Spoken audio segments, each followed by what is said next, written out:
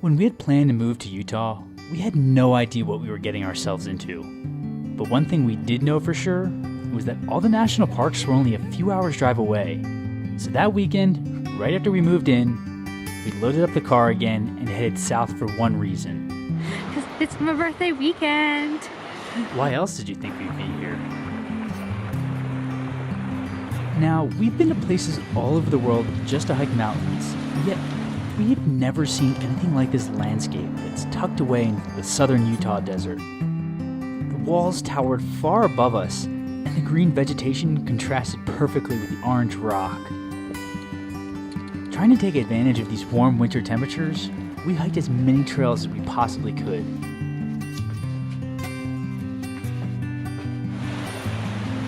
And even though it rained the entire first day, it allowed us to see Zion in a completely new light. Like getting to witness these fleeting waterfalls that only begin to flow because of the rainfall and disappear as soon as it stops raining.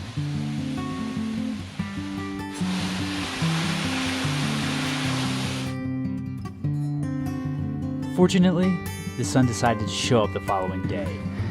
It dried off all the trails just enough for us to do the infamous Angel's Landing Trail. A narrow section of trail with 1,000-foot drop-offs on either side. Luckily, there's a chain bolted into the rock to give you a sense of security, for whatever it's worth.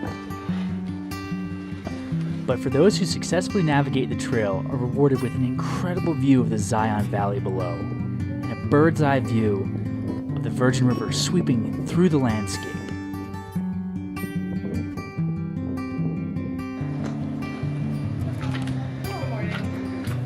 Now, I realize how fortunate and lucky we are to be able to do these spontaneous trips to the national parks, like planning to take this trip only 2 hours before we left on Friday night.